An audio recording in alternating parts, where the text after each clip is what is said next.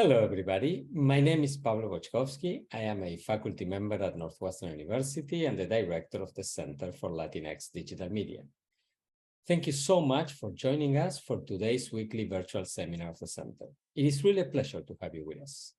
The mission of the Center is to create knowledge about digital media in Latinx and Latin American communities across the Americas. Today's speaker is a leading scholar in this space. Camilla Fojas is Foundation Professor and Director of the School of Social Transformation at Arizona State University. Facundo Suenzo, a doctoral student at Northwestern University and coordinator of the Center for Latinx Digital Media, will introduce Camilla in just a minute. I am delighted to note that this quarter our series is co-sponsored by the Alice Kaplan Institute for the Humanities, the Buffett Institute for Global Affairs, the Center for Global Culture and Communication, the Department of Communication Studies, the Department of Radio, Television and Film, and the Program in Latin American and Caribbean Studies. But before we go to the seminar, I would like to start by acknowledging that Northwestern is a community of learners situated within a network of historical and contemporary relationships with Native American tribes, communities, parents, students, and alumni. It is also in close proximity to an urban Native American community in Chicago and near several tribes in the Midwest. The Northwestern campus sits on the traditional homelands of the people of the Council of the Three Fires, Ojibwe, Potawatomi, and Ottawa, as well as the Menominee, Miami, and Ho-Chunk nations. It was also a site of trade, travel, gathering, and healing for more than a dozen other native tribes, and is still home to over 100,000 tribal members in the state of Illinois. It is within Northwestern's responsibility as an academic institution to disseminate knowledge about Native peoples and the institution's history with them. Consistent with the university's commitment to diversity and inclusion, Northwestern works towards building relationships with Native American communities through academic pursuits, partnerships, historical recognitions, community service, and enrollment efforts. Let me say briefly a little bit more about how the seminar will unfold. First, Facundo will tell us more about Camilla's research and career in just a minute. Then Camilla will present her work. After that, we will open for questions. Please enter your questions in the Q&A function of the webinar at the bottom of the screen at any point in time during the talk. Facundo will moderate. At the end, we will deliver some closing remarks. Once again, many thanks for joining us, and without further ado, Facundo, the screen is all yours. Thank you very much, Pablo, for the kind introduction, and good afternoon, everyone. It's an absolute honor to introduce Professor Camilla Fojas and to co-moderate this last session of the virtual seminar series, Winter 2023. Dr. Fojas currently serves as the Foundation Professor and Director of the School of Social Transformation at Arizona State University. Her research focuses on mediated cultures of the Americas and the Pacific, specifically exploring the axis of empire, security, and race within the context of the expanding borders of the United States. A particular focus of her research is the US-Mexico border and how politics, identity, and representation shapes border cultures. Professor Fojas holds a Ph.D. in comparative literature from New York University, where she also earned a master's degree in comparative literature. She completed her undergraduate studies in comparative literature and philosophy at the University of California, Santa Cruz. Professor Fojas brings a multidisciplinary approach to her research and teaching, drawing on perspectives from literature, film studies, and cultural studies to shed light and advance our knowledge on race, representation, and power issues in contemporary society. Dr. Fojas' prolific career has led to the publishing of more than 30 journal articles and 9 books, including her latest work, Border Optics, Surveillance Culture on the US-Mexico Frontier, which was released by NYU Press in 2021. This book examines the complex relationship between surveillance, border security, and cultural production, exploring how different forms of media and technology are used to monitor and control the movement of people across the US-Mexico border. We are very excited about today's presentation, so without further ado, please join me in welcoming Camilla Fojas. Thank you so much. Thank you, Pablo and Facundo, for putting this together, and for everyone else who's behind the scenes. I will share my screen. So this presentation today is partly from the book, but also continuing some of the thoughts and some of the ideas from the book. So I'll just get started and hope to field some questions at the end. So recently, U.S. Customs and Border Protection released an app, CBP-1, which is intended to facilitate efficient processing and vetting and inspection of migrants seeking humanitarian protections at the southern U.S. border. It collects biometric and biographic information from its applicants through facial recognition. The latter is a little glitchy, failing to capture those who have either darker complexions or anyone, mostly babies, who are fidgety, cannot remain still. Applicants are permitted to submit still photos if the facial recognition feature is not functioning properly, but either way, you must submit this data to secure an appointment. Your data is the price of an appointment. The most important aspect of this app is the delivery of the distinct face of each applicant. CBP-1 is one node in a complex surveillance apparatus at the border. While the applicant might enjoy a more efficient processing, they've submitted the most significant data points used to track people, their image and biographical identifying information. The CBP-1 privacy impact statement is unambiguous about its intended surveillance creep, explaining that, quote, eventually aircraft operators, bus operators, seaplane pilots, commercial truck drivers, vessel operators, or agents will be able to use CBP-1, end quote. Soon, no one at the border will be undocumented, or rather, everyone will be verifiable, locatable, and known. So in this talk, I draw on my recent work about border valence or border surveillance, or the culture, politics, and infrastructure of permanent border surveillance. Or as former Republican Senator Kay Bailey Hutchison opined when the first border drones took flight in Texas in 2010, quote, we are working hard to make round-the-clock surveillance the standard for all 2,000 miles of the US-Mexico border. So in border optics, I explore border optics as a visual archive and the optical infrastructure of the US-Mexico borderlands that together comprise the cultural technologies of border valence. Border valence is a way of seeing and surveying, freighted with national security concerns, in which seeing is sorting and migrants are visually apprehended as a prelude to arrest and detention. It refers to a visual space of policing within a technological matrix, one that is seen from fixed and mobile towers, helicopters, and unmanned aerial vehicles, surveillance balloons, tethered aerostats, radar systems, live streaming websites, ground level tracking, and one that's visualized across various cultural forms and genres of media, from newsreel enactments of border skirmishes during the Mexican Revolution, photography, border film and television, social media, border security technologies, borderland maps, architectural models, homeland security strategic plans, congressional reports, and news media. So borders are the subject of an expanding market of cultural productions, surveillance products, and technologies supported by an imbricated government and corporate security apparatus.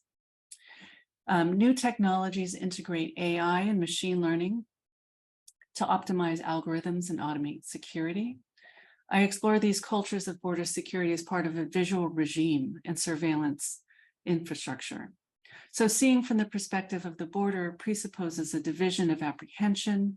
It means discerning between those who are deserving of the entitlements of belonging and those who are not.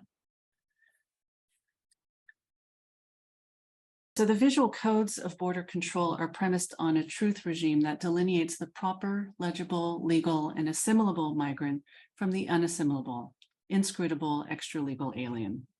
The primary aim of this complex of industry, state, and private endeavors is not simply enforcement, but control, particularly of the movement of goods and people in accordance with the split codes of the border security imaginary.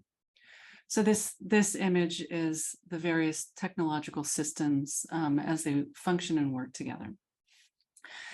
So border optics draws on the currency that optics has in public discourse and institutional settings as a way of indicating control over perception, how something appears, with emphasis on the apprehending role of the viewing public.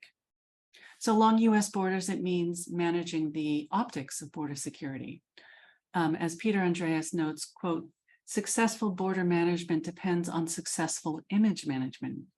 And the escalation of border policing has been less about deterring than about image crafting, end quote.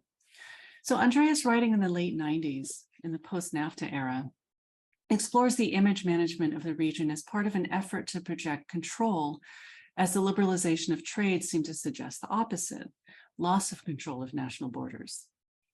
This inaugurated an unprecedented era of migrant death by the weaponized borderlands, in which migrants were rerouted from cities to deadly desert terrain, a region that Jason de Leon excavates as the land of open graves, an entirely different permutation of the meaning of open as it's attributed to the post-NAFTA borderlands.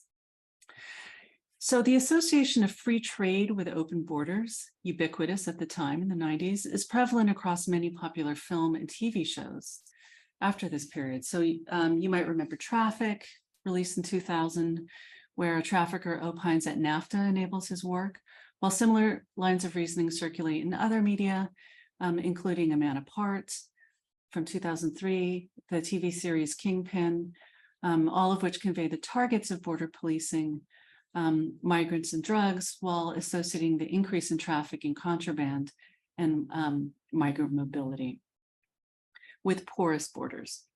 So Andreas notes that border policing in the late 90s is more often a performance for public consumption. He notes that the image of the border glosses the policy contradictions that arise with free trade. Quote, the simultaneous creation of a borderless economy and a barricaded border may seem paradoxical and has certainly created some awkward policy tensions and dilemmas. Part of the political project of turning the border into a more expansive economic bridge has also involved making it at least appear to be a more formidable police barrier, end quote. So the border drama and its optical display and infrastructure in a post 9/11 world is radically different. It's concerned with the appearance of a, quote, security environment framed by surveillance technologies that extract profit from migrant circulation while anticipating future threats. This requires engaging different objectives. One's oriented towards threats unknown, not simply migrants and drugs, but the surprise attack, the caravan, the sanctuary movement, and other forms of unpredictable migrant mobility, resistance, and insurrection. So border security, often deemed a regional issue, becomes at times a national obsession subsequent to immigration policy mood swings. So during the 2018 midterm elections, candidates in small Midwestern towns with little or no immigrant populations were caught up in debates about the effectiveness of border security technologies.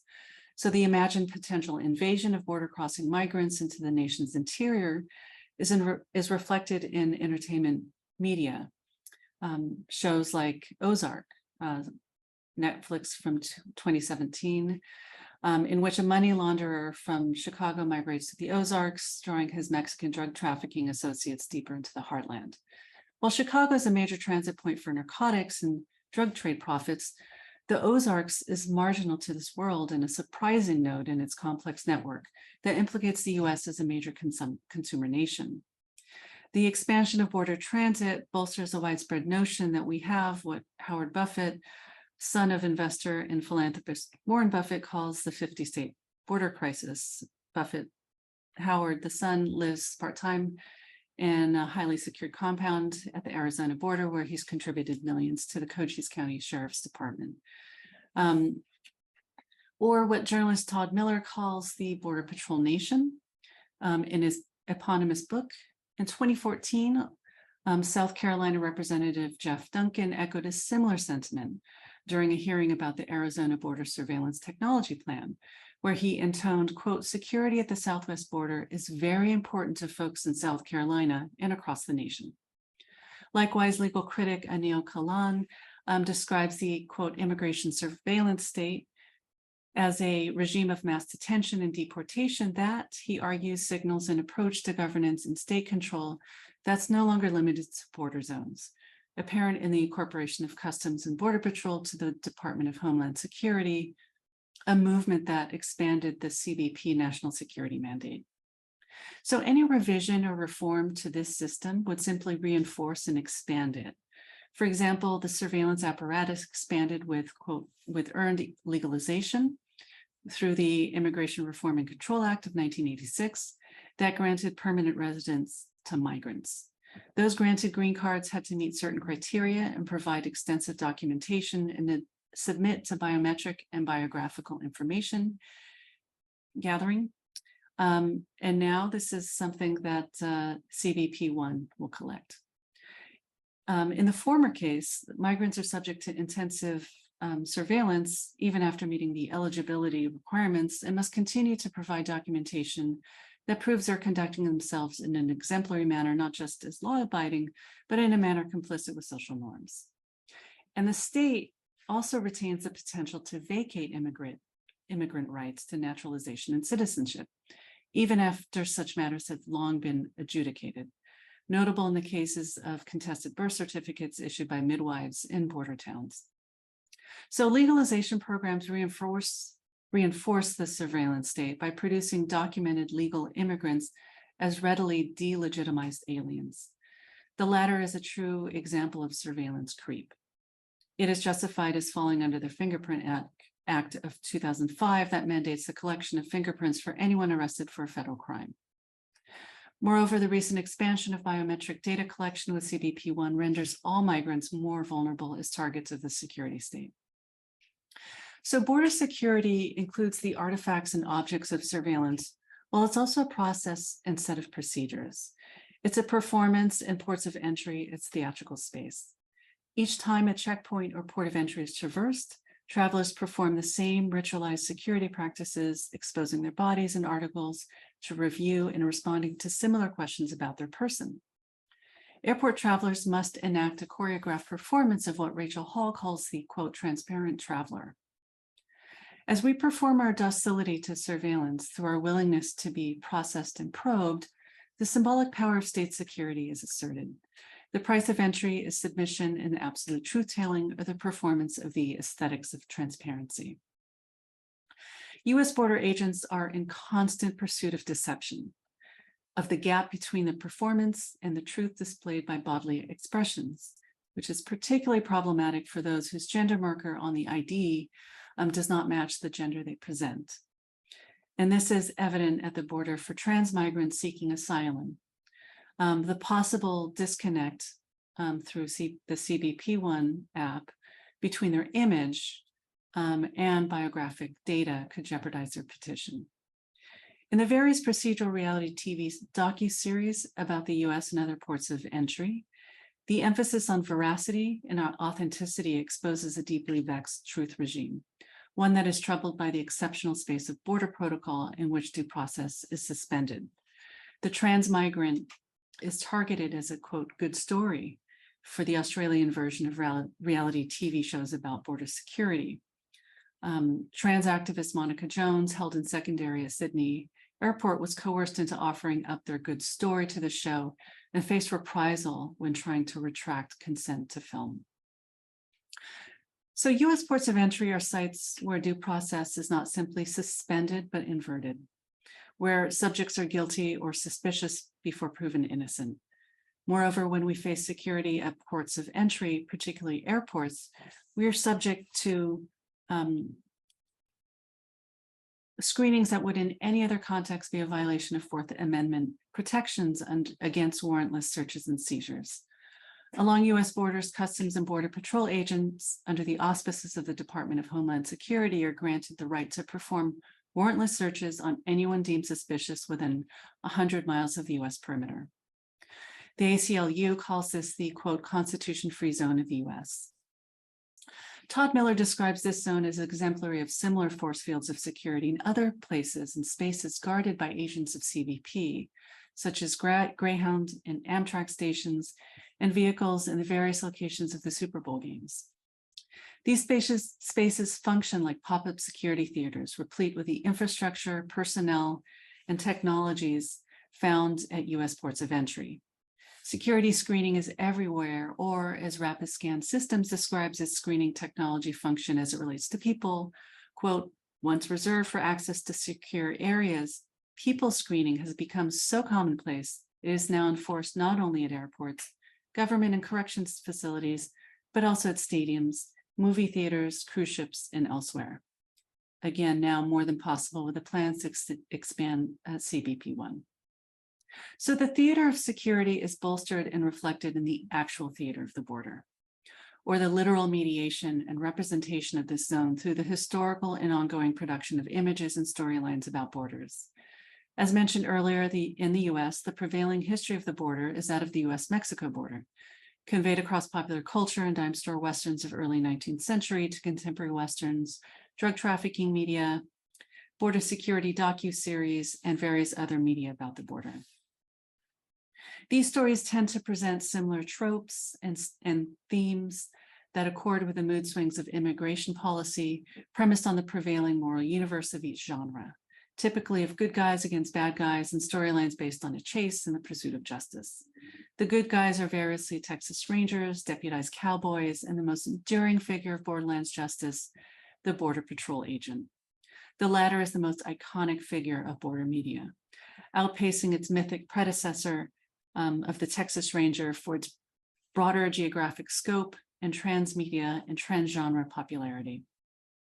The advent of the Border Patrol in 1924 formalized and technologized border surveillance, putting the border agent at the front line of national security. So a number of border-valent docuseries capture this cultural moment of intensifying border security, exploiting a market created by other shows about law enforcement, notably Cops, the long arc of and shadow of the Western tradition, and idealize the role of the border agent.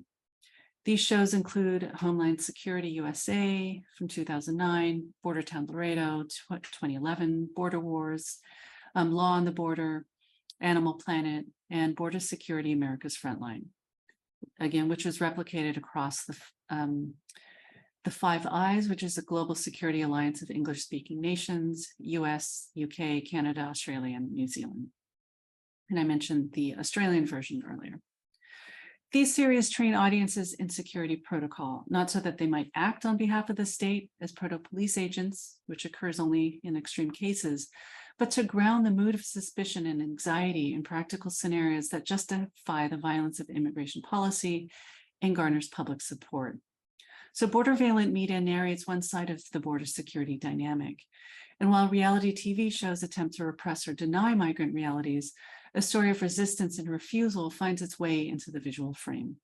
These shows contain moments of disruption that contest the imperious narrative and logic of Immigration and Customs Enforcement, or ICE, and border security. Or a better example might be the show Living Undocumented from Netflix 2019, which explores the impact of ICE on migrants. So entertainment media about southern border security gained programming traction after a key policy change called Enforcement with Consequences, as part of the Department of Homeland Security Secure Border Initiative announced in November of 2005. This policy aimed to improve detection and removal capacity and hinder unauthorized migrants with stricter penalties to put an official end to catch and release policies and shift away from prevention through deterrence policies. It proposed expansion of the security infrastructure at the border with the development of new surveillance technologies that would form part of an integrated system called SBI-Net, Secure Border Initiative Network.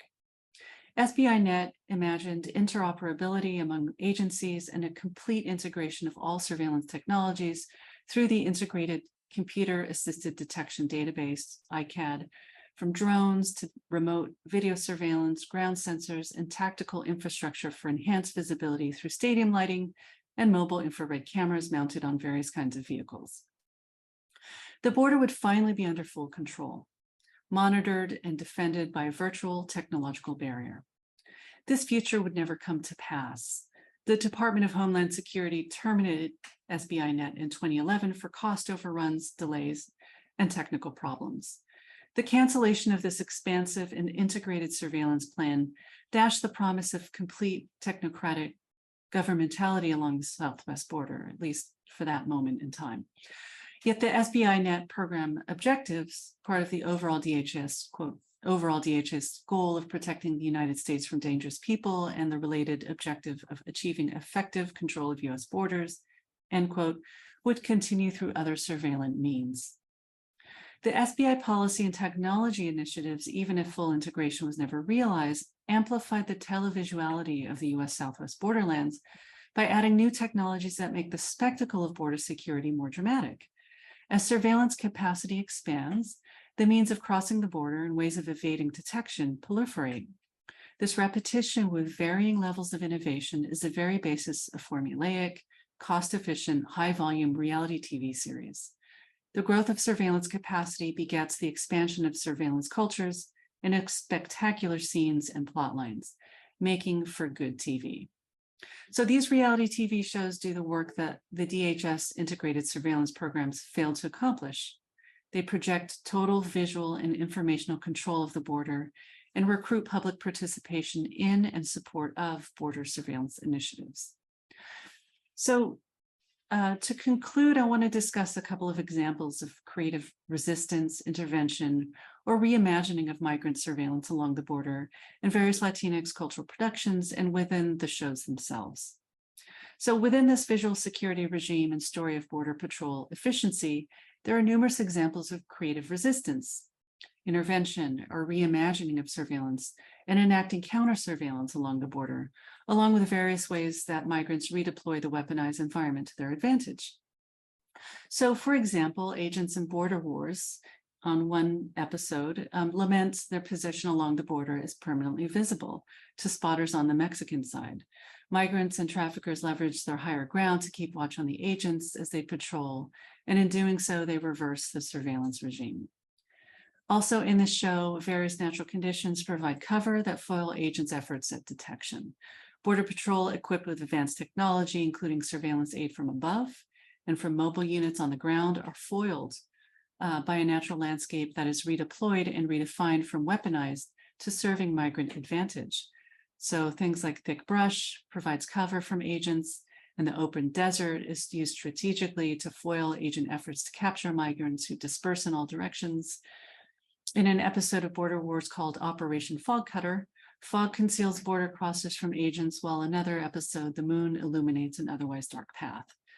The rugged desert offers means of concealment when contraband can be hidden, or where contraband can be hidden in deep cuts in the rock, camouflaged by rock piles, and what is called, quote, rocking up. Or entry to the U.S. is gained through expertly engineered tunnel systems or submarine vessels. This tunneling and submarine passage and other forms of taking cover and concealment are part of the repertoire of creative moves from the global south that allow moving bodies to escape unnoticed and unseen from the aerial advantage of imperial power.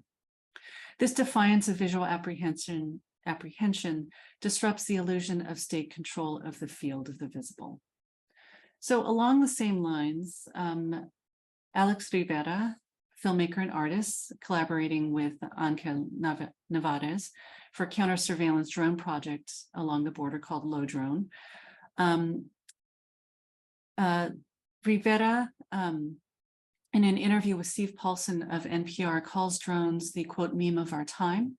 He describes them as the crystallization of transnational dynamics and links their mobility to other forms of time and space compression and flexibility like telepresence or telecommuting or remote work, as we might call it. So these metaphors are literalized in the subject of the undocumented migrant who's here physically, but not legally, according to Rivera.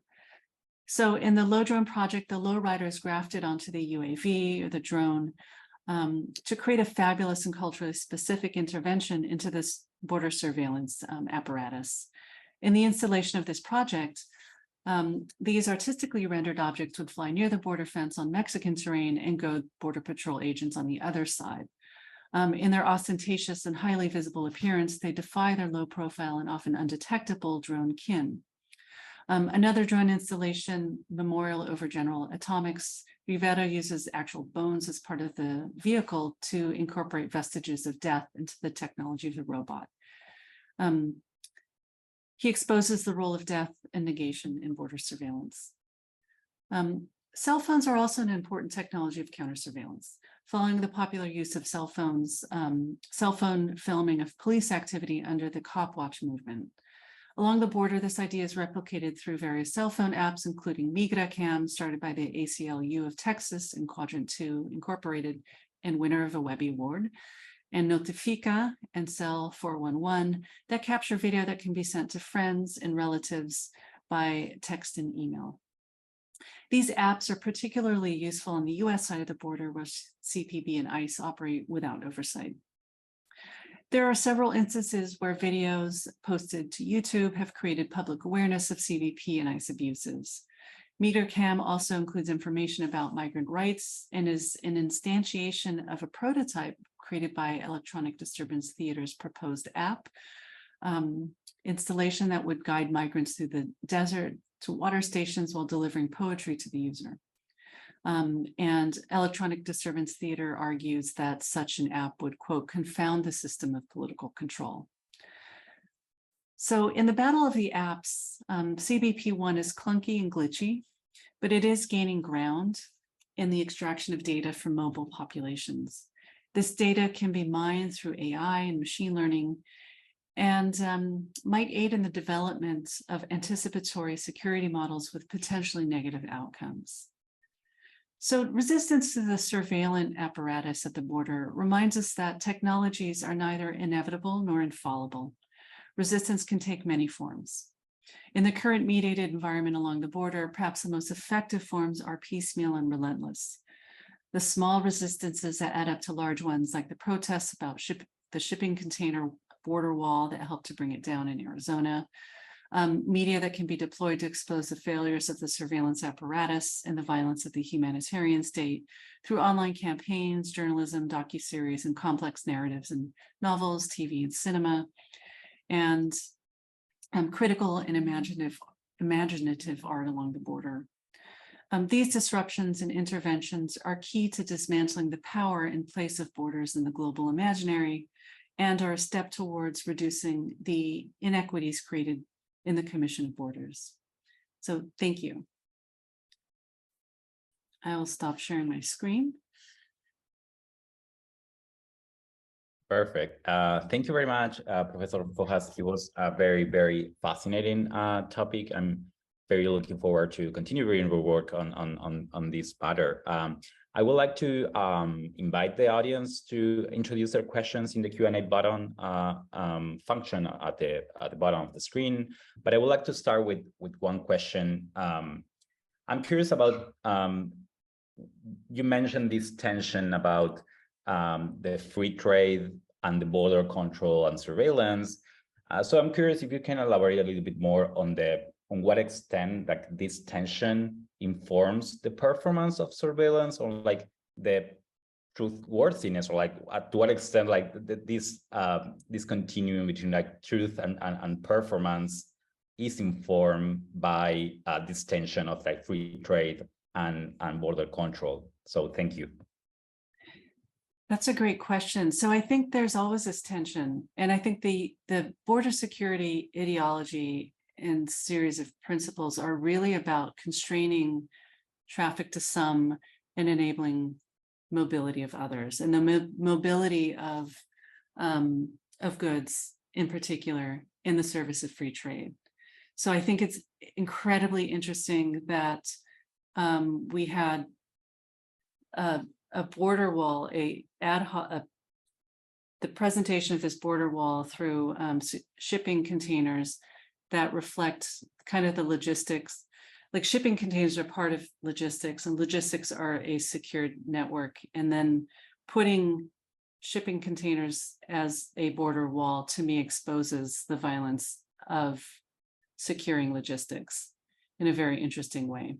And I think that, to me, exposes another contradiction and exposes essentially, I mean, you see these shipping containers on these trains coming out of Tucson. So you see that the transit of these shipping containers freely moving from along the border into the US. And then you also see the same shipping containers being used in Arizona illegally to create a wall. And I think it exposes this sort of reality of mobility versus fixity. And I think during NAFTA, there was such a kind of ideology of the freedom of movement at the same time that movement was being cut off for people who were trying to enter into the US. and also an intensifying of security logic and security. As you know, there's always a crisis at the border. It's always ongoing and ramped up at certain times. It was ramped up at the same time that the border was open. And in terms of truth, I think anytime you enter a port of entry for the US at the southern border, at an airport or anywhere, the thing that they're always looking for is whether or not you're being truthful and the seeking of authenticity. And I'm not sure how much that relates to free trade, but there might be a certain confidence you have that you are telling the truth if you are part of the free trade network or if you're part of the elite mobile population who is conducting business, for example. But that idea that they're looking for you to trip up or not be truthful or be inauthentic, I think falls heavily on people who are marginalized for various reasons. Particularly, I think it's really evident if you, in terms of gender, if your gender presentation doesn't fit your photo ID, or if you are deemed suspect because of that, or if you are part of a population from a country that is targeted by the US for security purposes. So I'm not sure if that answers that question in terms of the performance of authenticity and mobility, but there is a link. It's just, it's not as direct as it might seem. Mm-hmm. Thank you. Yeah, that's great. We have one question from the audience. Salvador Herrera asked, thank you very much for your question, reflecting on the differences between the 1990s and the 2020s in the focus of the government on private sector border collaboration is still on optics and the appearance of securitization in a theatrical space, quote unquote, or are initiatives similar to SBI Net being pursued? For example, the ongoing implementation of the CBP1. Absolutely. So there's a lot of technology being produced to generate not just the idea of total control, but just to actually create interoperability among various agencies. So, and also new technologies to replace SBI Net that are more effective. And you could go to any of these border security trade conferences and see all of those technologies in operation. But I think there is a contradiction between the performance and the technology, or at least maybe not a contradiction, but the technology is itself a performance, whether it works or not. So if you go anywhere along the border right now, the southwest border, you're going to see a lot of towers, a lot of mobile towers, a lot more agents. There have been more agents deployed to the border. A lot more checkpoints are open. This is both an effect of this idea that the border is in crisis, with the idea that Title 42 is about to expire, but also to create, I think, this illusion, or at least the idea and the performance of the border being policed and monitored, so that anyone attempting to enter will see this theater of security, the infrastructure of this security apparatus. And from my experience, just from a few months ago to now, there's a lot more. There are a lot more agents, a lot more technology, and a lot more checkpoints that are open. And that it's both real and it's a performance. Thank you for that answer, Professor Fojas. We have another question from Marie Beltran. She said, thank you for your excellent and thought-provoking presentation. Filmmaker Alex Rivera's intervention in working in spectacular Latinx drones at border walls feels like a kind of combination of science fiction and activism geared at the many challenges you described, or a kind of Latinx futurism. Would you agree, or could you expand on this topic? Yeah, I like the idea of futurism. And I think one way that activism is oriented to from many different angles at the border is to imagine what would it be like if there were not a border.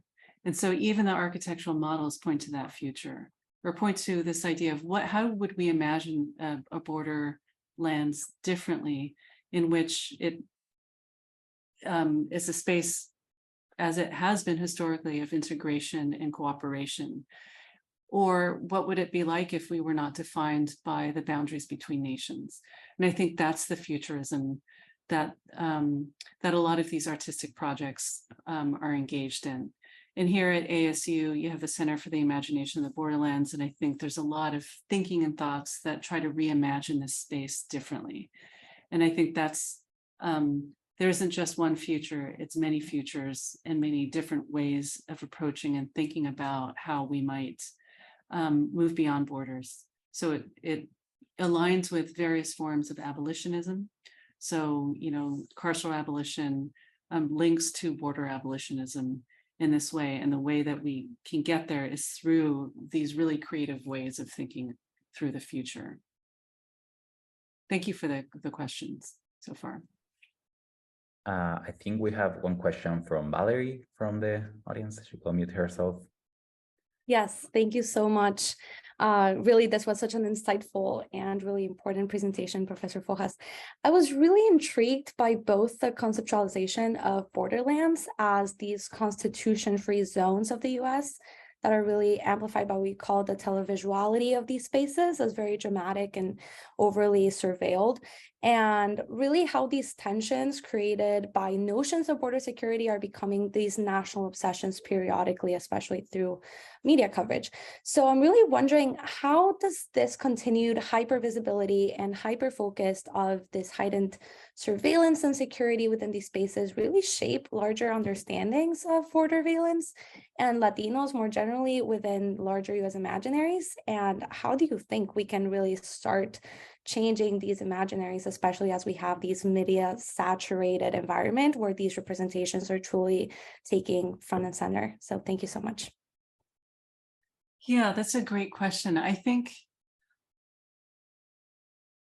one of the ways that this gets expanded more generally and culturally is this idea that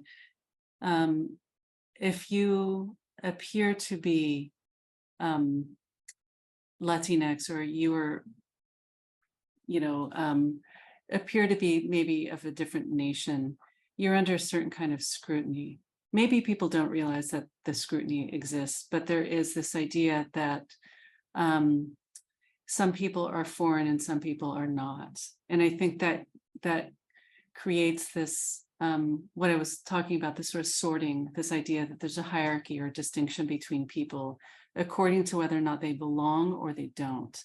And I think that has tremendous consequences in terms of one's sense of belonging and inclusion, and that those things need to be addressed in a number of institutional settings. And we are in a cultural moment where those things are being rolled back in different states as something that is un-American, when it is actually a symptom of an American form of immigrant phobia and white supremacy. And so I think one way to contest it and combat it is through really nuanced stories, through resistance of various kinds and different interventions that contest and critically really challenge people's concepts of things. They don't, and challenge sort of public perceptions of peoples of color, of BIPOC peoples, and of immigrants and migrants, because this is a time where I think the discourse around immigration and around migrants is really starting to get phobic and starting to intensify. And attitudes now in the media towards to Mexico and Mexicans in terms of the law and the border are going to start to become ever more intense. We need to be vigilant. But thank you for the question. Thank you for that answer, Professor Fojas. Mora Matasi had a question.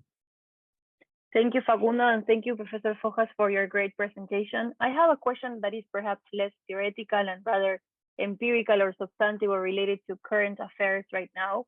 I was wondering if you have thought about the TikTok ban that the United States is trying to exert from China, like trying, you know, with this fear of some surveillance from the Chinese government through the app, and how the federal government is trying to ban the use of TikTok in federal workers and even beyond that population. I wonder whether you think this is an effect of some expansion of this surveillance apparatus that the US exerts within borders to the digital world. I wonder whether you see an expansion there from the physical to digital world. Thank you so much. Yeah, and I think this is part of this sort of competition with China, because this is it really fits within the context of surveillance capitalism and the idea that the data being extracted from these apps is both a security issue, but also it's a capital issue. I mean, this is that data is an important resource, and so I think it falls into the pattern of competition with China over resources and over prominence and hegemony in this area, and it's a little bit of paranoia about the role of China, and our security vulnerabilities in relation to China. Thank you. Thanks for the question. We have another question from Catalina, also from the audience. Yeah, thank you so much, Professor Fojas, for your talk. I found very interesting the idea between the technologies and performance around the border. At one point of your presentation, you mentioned some apps that were created as a counter-discourse, and I am really interested to know if you know these technologies have promoted ethics of care around migrant communities or the communities that are living surround the border. Yeah, I think that they really emerge from an ethics of care and continue to promote it. So the idea that you're not alone, if you're being cornered by ICE or BP, you can take video and send it to your friend, and maybe your friends will show up or people will appear. And you've seen instances, like many of them, some of them are on YouTube, where someone is being approached by ICE and their community surrounds them and protects them from being arrested. And I think it's part of this new, maybe it's not even new, it's part of this consciousness of rights, and that people need to band together in order to resist being, in some cases, arrested without warrants and things like that. But thank you for the question. We have a question also from the audience. Delia says, thank you for your wonderful presentation. Speaking from Texas, I feel that your futuristic suggestion that what happened if there are no borders. There's a term in Frontera Vivas, which was explored more than 20 years. I feel that the surveillance should be more proactive in building a productive border, supporting with the immigration reform, etc. What do you think about that? So the idea that surveillance be more productive? To be proactive in building a border, a proactive border. Oh, okay.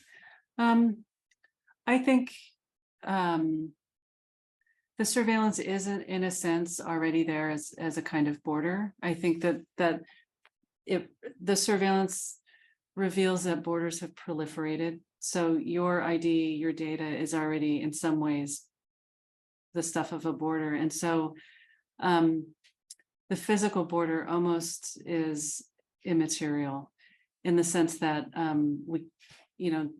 it sounds trite, but we do carry borders with us. We carry a certain nationality, and some people are caught between those two, especially if they are underdocumented or undocumented. But I think the idea of getting rid of borders really points to a larger future project of maybe creating a lot more equity across the world, and redistribution of resources in a way that's more equitable, so people don't have to move to survive. And we are going to be facing a lot more crises. The CBP and its strategic plan knows that there's going to be a lot more migration due to environmental concerns, and borders are being ramped up to remedy that, or to preempt that kind of migration. And I think that maybe it's that approach doesn't remedy the real problems around environmental degradation and the issues related to that. So I don't know that I'm that building up the border through surveillance, that's a kind of real politics solution, and maybe my solution is much more idealistic and thinking through a world where we can maybe have less of a kind of violent application of capitalism. I will jump in with a question. We still have some minutes. So I was thinking about, we already have in the seminar some scholars that have been thinking about or rethinking about borders from different perspectives and from different standpoints. I'm curious about what you think in terms of like a traditional intersectional approach, especially how intersectionality is being conceived in the US academy, and the centrality that variables such as class, gender, and race, especially have when someone approaches an issue from an intersectional standpoint. I'm curious, how do you think that start thinking about or reposition issues of nationality, especially based on your work? How can better inform an intersectional approach to media studies, but also to all those social phenomena? I'm thinking especially because it's less common to see issues of nationality, or ethnic issues, which I think that from your talk are more prevalent, or we should start like thinking differently about class, gender, and race if we start like putting in the same equation nationality. So what do you think about this reflection? Yeah, I think you're right that there's a way that's implicit to ethnicity, but it isn't as clearly drawn out, because I think each case it would be very different in terms of thinking through nationality. I think one way that it's entered into the discourse is through ideas around the global North and the global South. And so scholars being very aware of what position they're in that relation, in an intersectional sort of analysis. But I think you're right that there needs to be a little bit more of a sense of, the kind of exceptionalism of the global North, and the exceptionalism of, in particular, maybe also the US Academy. If you think about academically, the major markets, we need to start, for the major sort of scholarly networks, the US has had a place of hegemony, and I think we need to rethink that. We need to be critical of that and look at what scholars in the global South are saying about these very issues, and maybe the answers are there. Thank you. Pablo has a question. Yeah, and that's a perfect segue to the question that has been brewing in my mind. It's a great presentation, Camila. And I was thinking, so if we brought a stronger comparative lens to this, twofold, you examine the role of popular culture, media representations, etc. Do we see differences, particular patterns in terms of where the representation is coming from, right? I mean, be that in the news, be that in works of popular art, fine arts, etc. Are there any variations in terms of, places of origin, even of the US-Mexico border? Right? That's one layer. The other layer, to me, is, so the US is not, the US and Mexico are not the only two countries which share a border, right? There are many more. Mm-hmm. In the Americas, right, where there are also many humanitarian crises, thinking very, contemporaneously now, the Venezuela-Colombia border, right? But there are also many other, borders that are being shared in other parts of the world, where there are other significant contentious borders, and there is a lot of, people who have been displaced, have to go through forced migration, etc. What do you think, going back to your most recent statement about the exceptionalism or not of the US and of the US Academy, right? What do you think if we examine this from as a case, one more case of border dynamics? What would be unique about this context, and what would be shared with other national and regional settings? again, both in terms of mediated representation of this and the social imaginary, and also in terms of the actual practice of surveillance, etc., etc. Yeah, so I do think there is the risk of the US-Mexico border becoming exceptional, and it is exceptional in a lot of these border security international and global conferences. And the global north is exceptional in those cases. And I think there is something, what's unique about the US-Mexico border is its exceptionalism, in a sense, that it has become a model for other places, and that it is a place where a lot of technology is focused on. And I think that's part of the reason why I was looking at the way that the border imaginary gets replicated across the Five Eyes network, across all the English-speaking countries within this alliance, the security alliance, to see the continuities in the discourse. And in the discourse, one continuity is, how do we export the border? This is something that is said in some of the political work around in the Five Eyes. And this is what I think that these TV shows are doing, exporting the border. And I think one thing that a lot of border studies scholars are doing is moving into the comparative. Border studies scholars are now thinking of their work all together and looking at the work together. And so there's a lot of venues for that. And it is, again, I do think, however, the unique thing about the US-Mexico border is the amount of media produced about it in every sense, every modality. And so I think in that sense, it becomes something of a model for thinking about the mediation of borders. Fascinating. And have you found significant cross-national differences in terms of the mediatization of the US-Mexico border across, on both sides of the border, but also from, outside of these two countries?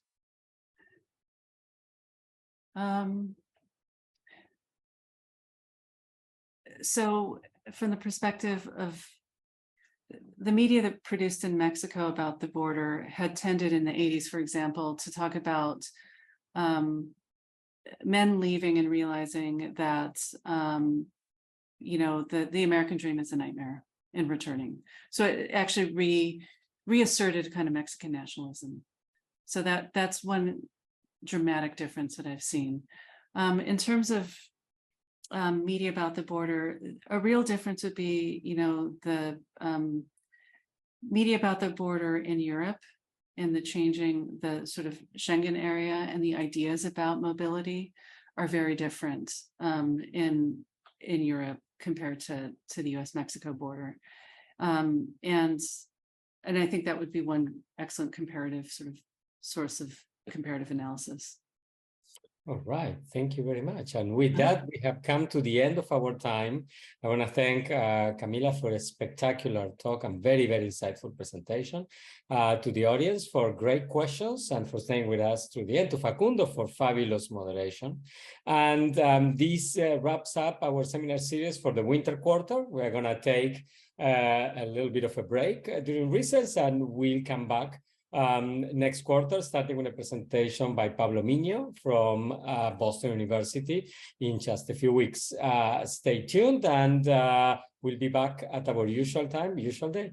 Bye now. Bye. Thanks, everyone.